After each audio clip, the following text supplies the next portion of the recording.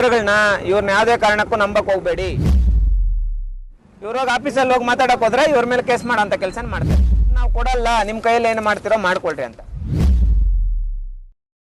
ಈ ವಾರದಲ್ಲಿ ಇವ್ರದ್ದು ಬಗೆಹರಿಬೇಕು. ಪಾಪ ಹುಡುಗಿ ಮಗುನ ಹಾಕೊಂಡು 7 ತಿಂಗಳು ಪ್ರೆಗ್ನೆಂಟ್ ಅಣ್ಣ ಪಾಪ. ಅವಾಗಿಂದ ಓಡಾಡಿ ಓಡಾಡಿ ಓಡಾಡಿ ಓಡಾಡಿ ಮಾನವೀಯತೆ ಬೇಡ ಇವ್ರಿಗೆ. ಯಾರು ಓದಕ್ ಬರಲ್ಲ, ಬರೆಯಕ್ ಬರಲ್ಲ, ಅವ್ರಿಗೆ ಪ್ರಾಪರ್ ಇನ್ಫಾರ್ಮೇಶನ್ಸೇ ಕೊಡದೆ, ಕ್ಯಾಲ್ಕುಲೇಷನ್ ಕೊಡದೆ, ಹಾಸ್ಪಿಟಲ್ ಜೆಡಿ ಒಬ್ಬ ಲ್ಯಾಂಡ್ ಓನರ್ಸ್ ಹತ್ರ ಪ್ರತಿಯೊಬ್ಬರು ಲ್ಯಾಂಡ್ ಓನರ್ಸ್ನ ಕರೆಸಿ ಕನ್ಸೆಂಟ್ ತಗೊಂಡು ಮಾಡಬೇಕು. ಸೊ ನಮ್ಮ ವಯಸ್ಸು ಯಾವುದು ಸೈನೇ ಇಲ್ಲ, ಇಲ್ಲಿವರೆಗೂ ಯಾವ ಡಾಕ್ಯುಮೆಂಟ್ಸ್ ಏನಿಲ್ಲ. ಬಿಕಾಸ್ ಅವಳು ಕೂಡ ಓದಿದ್ದಾಳೆ, ನಾನು ಕೂಡ ಓದಿದ್ದೀನಿ. ನಾವು ಓದಿದ್ದೀವಿ, ನಾವು ಕ್ವಶನ್ ಕೇಳ್ತೀವಿ ಅಂತ ನಮ್ಮನ್ನ ಇಲ್ಲಿವರೆಗೂ ಕರೆಸಿಲ್ಲ ಅವರು.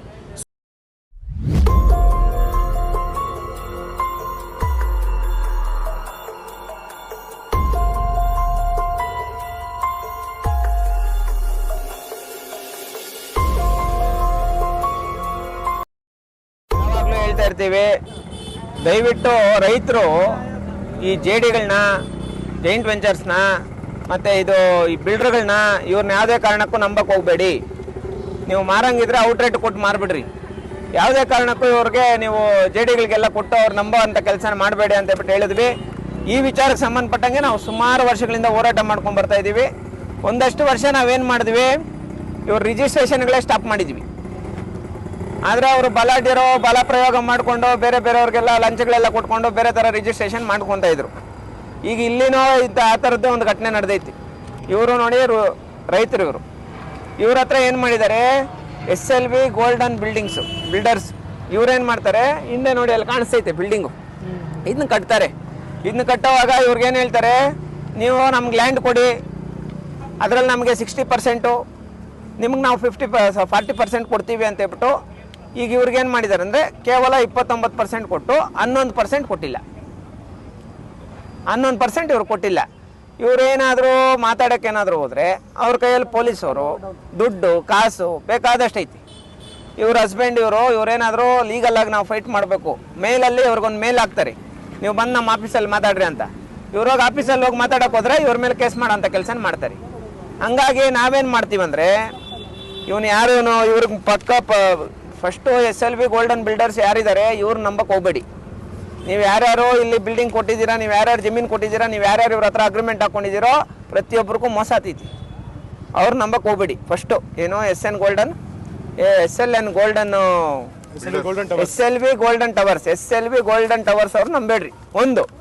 ಎರಡನೇ ವಿಚಾರ, ಈ ಥರ ಜೈಂಟ್ ವೆಂಚರ್ಸು ನರಸಿಂಹನಾಯ್ಡು ಅಂತ ಹೇಳ್ಬಿಟ್ಟು ಒಬ್ಬ ಬಿಲ್ಡರು, ನರಸಿಂಹನಾಯ್ಡು ಅಂತ, ಈ ವ್ಯಕ್ತಿ ಏನು ಮಾಡ್ತಾನೆ, ನಿಮ್ಗೆ ಯಾಕೆ ಅದೇ ಮಾತಾಡೋವಾಗ ಫಸ್ಟು ಜಮೀನು ತಗೊಳ್ಳೋವಾಗ ಗೊತ್ತಲ್ಲಣ್ಣ, ನೈಸಾಗಿ ಯಾವ ಥರ ಬೇಕೋ ಆ ಥರ ಎಲ್ಲ ನೀಟಾಗಿ ಅವ್ರ ಹತ್ರ ಮಾತಾಡ್ಬಿಟ್ಟು ಇವಾಗ ನಿಮ್ಮ ಕೈಯಲ್ಲಿ ಏನಾಗ್ತೈತೋ ಮಾಡ್ಕೊಳ್ರಿ, ನಾವು ₹1 ಕೊಡಲ್ಲ ಅಂತಾರೆ.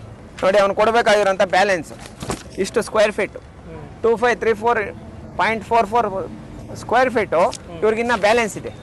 ಅದು ನಾವು ಕೊಡಲ್ಲ, ನಿಮ್ಮ ಕೈಯಲ್ಲಿ ಏನು ಮಾಡ್ತಿರೋ ಮಾಡ್ಕೊಳ್ರಿ ಅಂತ. ಆದರೆ ಬೇರೆಯವ್ರು ಆದರೆ ಏನು ಮಾಡ್ತಾರೆ ಪಾಪ, ಕೋರ್ಟ್ಗಳು ಅಲ್ದಾಡಿ ಸುಸ್ತಾಗ್ಬಿಡ್ತಾರೆ. ಸಂದೇಶ ಹಂಗೆ ಮಾಡಲ್ಲ. ಕೋರ್ಟಲ್ಲಿ ಕಾನೂನಾತ್ಮಕವಾಗಿ ಹೋರಾಟ ಮಾಡ್ತೀನಿ, ಪೊಲೀಸ್ ಸ್ಟೇಷನಲ್ಲಿ ಕಂಪ್ಲೇಂಟ್ ಕೊಡ್ತೀನಿ.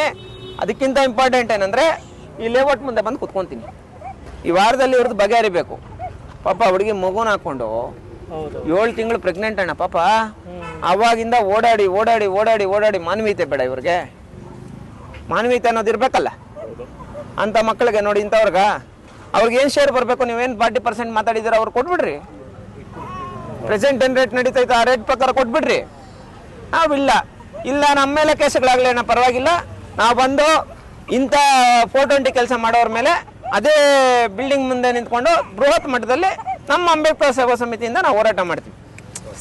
ಕಮ್ಯುನಿಟಿ ಅಲ್ಲ, ನಮಗೆ ಗೊತ್ತಿರೋಂಥವ್ರಲ್ಲ, ಕಷ್ಟ ಅಂತ ಹೇಳ್ಬಿಟ್ಟು ನಮ್ಮ ತನಕ ಬಂದವ್ರಿ. ಅಂಥ ಹೆಣ್ಮಕ್ಳು ನೋಡಿದಾಗ ನಮಗೆ ಒಟ್ಟ ಉರಿತೈತೆಣ್ಣ, ಚುರುಕು ಅನ್ಸೈತೆ ಮನ್ಸಿಗೆ. ಇವ್ರಿಗೆ ಗೊತ್ತಾಗಲ್ಲ, ಹೋಗ್ಲಿ, ಮಾನ ಮರ್ಯಾದೆ ಇರಬೇಕಲ್ಲ. ಇದ್ರ ಜೊತೆಗೆ ಇವನು ಮೀಡಿಯೇಟರ್ ಒಬ್ಬನವನು ಇಲ್ಲಿ ಲೋಕಲಲ್ಲಿ ಗೋವಿಂದರಾಜು ಅಂತ, ಅವನು ನರಸಿಂಹನಾಯ್ಡು ಮತ್ತು SLV ಗೋಲ್ಡನ್ ಟವರ್ಸ್ ಅವರು, ಇವ್ರು ಇಷ್ಟು ಜನ ಸೇರಿಕೊಂಡು ನೋಡಿ ಇವ್ರ ಫ್ಯಾಮಿಲಿನ ಇವತ್ತು ಬೀದಿಯಲ್ಲಿ ನಿಲ್ಲಿಸುವಂಥ ಕೆಲಸ ಮಾಡಿದ್ದಾರೆ. ನಾನು ಯಾವುದೇ ಕಾರಣಕ್ಕೂ ಸುಮ್ಮನೆ ಬಿಡಲ್ಲ, ಇವ್ರಿಗೆ ನ್ಯಾಯ ಸಿಗೋ ತನಕ ಸುಮ್ಮನೆ ಬಿಡಲ್ಲ. ಇದೇ SLV ಗೋಲ್ಡನ್ ಟವರ್ಸ್ ಮುಂದೆ ಕುತ್ಕೊಂಡು ಹೋರಾಟ ಮಾಡೇ ಮಾಡ್ತೀನಣ್ಣ. ಹೇಳಿರೋದು ರಾಜ್ಯಾದ್ಯಂತ ನಾವು ಎಲ್ಲೆಲ್ಲಿ ಹೋರಾಟ ಮಾಡಿದ್ದೀವೋ ಎಲ್ಲ ಕಡೆ ನಾವು ಹೇಳ್ಬಿಟ್ಟು ಮಾಡಿದ್ದೀವಿ. ಅಲ್ವಾ? ಅಗ್ರಿಮೆಂಟ್ ಆಗಿತ್ತು ಸರ್ ಇವಾಗ 40% ಅಣ್ಣ. ಫಸ್ಟ್ ಏನ್ ಅಗ್ರಿಮೆಂಟ್ ಆಗ್ತೈತೆ ಅಂದ್ರೆ ಒಂದಷ್ಟು ಫ್ಲಾಟ್ಗಳು ನಿಮ್ಗೆ ಕೊಡ್ತೀರಿ, ಒಂದಷ್ಟು ದುಡ್ಡುಗಳು ನಿಮ್ಗೆ ಕೊಡ್ತೀರಿ ಅಂತ ಹೇಳ್ಬಿಟ್ಟು ಅಗ್ರಿಮೆಂಟ್ ಆಗ್ತೈತೆ. ದುಡ್ಡು ಕೊಟ್ಟಿಲ್ಲ, ಫ್ಲಾಟ್ಗಳು ಅದೆಲ್ಲ ಏನು ಕ್ಲಿಯರ್ ಏನ್ ಮಾಡಿಲ್ಲ ಸರಿಯಾಗಿ. ಇವಾಗ 40% ಅಲ್ಲಿ 29% ಕೊಟ್ಟವ್ರೆ. 29% ಕೊಟ್ಟವ್ರೆ. 11% ಯಾಕೆ ಕೊಟ್ಟಿಲ್ಲ? 1 ರೂಪಾಯಿ ಆಗಲಿ 50 ರೂಪಾಯಿ ಎಷ್ಟು ಅದು ಸುಮಾರು ಏನಿಲ್ಲ ಅಂದ್ರೂ ಇನ್ನೂ ಒಂದು 5-6 ಕೋಟಿ ಬರ್ಬೇಕು ಹುಡುಗನ ಪಾಪ. ಅವ್ರು ಹೇಳೋಂಥದ್ದೇನಂದ್ರೆ 1 ಪೈಸೆ ಕೊಡಲ್ಲ, ನಿನ್ ಕೈಯಲ್ಲಿ ಏನಾಗ್ತೈತೋ ಮಾಡ್ಕೊ ಅಂತ. ಅದೇಂಗೆ ಈಗ ಅವರು ಆ ಥರ ರಿಪ್ಲೈ ಬಂದಿದ ತಕ್ಷಣ ನನ್ನ ಹತ್ರ ಬಂದಿದ್ದಾರೆ ಇವರು. ಈಗ ಅವರ ಕಡೆಯಿಂದ ಆ ಥರ ರಿಪ್ಲೈ ಬಂದು ಮೋಸ ಆಗಿದ ತಕ್ಷಣ ನನ್ನ ಹತ್ರ ಬಂದವ್ರೆ. ನಾನೀಗ ಹಂತವಾಗಿ ಕಂಪ್ಲೇಂಟ್ ಕೊಡೋವಂಥದ್ದು ಮತ್ತೆ ಹೋರಾಟ ಮಾಡೋವಂಥದ್ದು, ಅವ್ರ ಗೇಟ್ ಮುಂದೆ ಕುತ್ಕೊಂಡು ಧರಣಿ ಮಾಡೋದು, ಇವೆಲ್ಲ ನಾಳೆಯಿಂದ ಮಾಡ್ತೀವಿ. ಸರ್ ಮೊದಲೇ ಏನಂದ್ರೆ G+4 ಇದ್ದಿದ್ದು ಬಿಲ್ಡಿಂಗ್ ಲೈಸೆನ್ಸ್ ಏನಿದ್ದು ಅಪ್ರೂವಲ್ ತಗೊಳ್ಬೇಕಾದ್ರೆ ಎಲ್ಲರಿಗೂ ಹೇಳಬೇಕಾದ್ರೆ G+4 ಅಂತ ಅಂಡ್ 36+6+6 ಅಂತ ಇದ್ದಿದ್ದು. ಓಕೆ 4 ಇಯರ್ಸ್ ಕೊಡ್ತಾರೆ ಅಂತ ನಾವು ಬಿಟ್ವಿ. 2020 JD ಆಗುತ್ತೆ, 2022ಗೆ ಸಪ್ಲಿಮೆಂಟರಿ ಆಗುತ್ತೆ. G+4 ABC ಅನ್ನೋ tower, total 3 tower. So 4 floors ಅಂದಾಗ ABC ಅಂತ ಬಂದಾಗ 12 ಫ್ಲೋರ್ಸ್ ಆಗುತ್ತೆ. ಅದಾದ್ಮೇಲೆ ಇಂಟಿಮೇಷನ್ಸೇ ಇರಲ್ಲ, ಯಾರು ಓದಕ್ಕೆ ಬರಲ್ಲ, ಬರೆಯಕ್ಕೆ ಬರಲ್ಲ, ಅವ್ರಿಗೆ ಪ್ರಾಪರ್ ಇನ್ಫಾರ್ಮೇಷನ್ಸೇ ಕೊಡದೆ, ಕ್ಯಾಲ್ಕುಲೇಷನ್ ಕೊಡದೆ. ಆಸ್ ಪರ್ ದ JD ಒಬ್ಬ ಲ್ಯಾಂಡ್ ಓನರ್ಸ್ ಹತ್ರ ಪ್ರತಿಯೊಬ್ಬರು ಲ್ಯಾಂಡ್ ಓನರ್ಸ್ನ ಕರೆಸಿ ಕನ್ಸೆಂಟ್ ತಗೊಂಡು ಮಾಡಬೇಕು. ಸೊ ನಮ್ಮ ವೈಫ್ ಯಾವುದು ಸೈನೇ ಇಲ್ಲ, ಇಲ್ಲಿವರೆಗೂ ಯಾವ ಡಾಕ್ಯುಮೆಂಟ್ಸ್ ಏನಿಲ್ಲ. ಬಿಕಾಸ್ ಅವಳು ಕೂಡ ಓದಿದ್ದಾಳೆ, ನಾನು ಕೂಡ ಓದಿದ್ದೀನಿ. ನಾವು ಓದಿದ್ದೀವಿ, ನಾವು ಕ್ವಶನ್ ಕೇಳ್ತೀವಿ ಅಂತ ನಮ್ಮನ್ನ ಇಲ್ಲಿವರೆಗೂ ಕರೆಸಿಲ್ಲ ಅವರು. ಸೊ 444 ಅನ್ನೋ 12 ಫ್ಲೋರು, ಇವಾಗ 22 ನೀವು 11 ಅಂತ ಅಂದ್ಕೊಂಡು 22 ಫ್ಲೋರ್ಸ್ ಆಯಿತು. ಬಿಲ್ಡರ್ ಹೇಳ್ತಾನೆ ಲಾಸಲ್ಲಿ ಇದ್ದೀವಿ. ಏನಾದರೂ ಕೇಳಕ್ಕೆ ಬಂದರೆ ರಾಜಕಾಲುವೆ ಇಶ್ಯೂ ಇದೆ, ಮತ್ತೊಂದು ಇಶ್ಯೂ ಇದೆ, ನಾವು ಲಾಸಲ್ಲಿ ಇದ್ದೀವಿ, ತೆರವು ಮಾಡಿಸ್ತೀವಿ. ಆಮೇಲೆ ಏನ್ ಗೊತ್ತಾ, ಈಗ ಇವ್ರ ಶೇರು ಒಂದು 6 ಕೋಟಿ 7 ಕೋಟಿ ಬರ್ಬೇಕಣ್ಣ. ಇವ್ರ ಶೇರ್ ನಾವ್ ಅನ್ಕೊಳ್ಳೋದೇನು 11% ಅಷ್ಟೇ ಬಿಡು ಅಂತ ಹೇಳ್ಬಿಟ್ಟು ಜನಗಳು ಗೊತ್ತಾಗ್ತೈತೆ. ಆದ್ರೆ 6 ಕೋಟಿ 7 ಕೋಟಿ ಒಂದು ಬಿಲ್ಡ್ರು ಅಥವಾ ಮೀಡಿಯೇಟ್ರು ಅದ್ ನೋಡ್ಕೊಂತಾನಂದ್ರೆ 6 ರಿಂದ 7 ಕೋಟಿ ಇವ್ರ ಜಮೀನು, ಇವ್ರ ಜಾಗ, ಇವ್ರು ಕಷ್ಟಪಟ್ಟಿದ್ದು.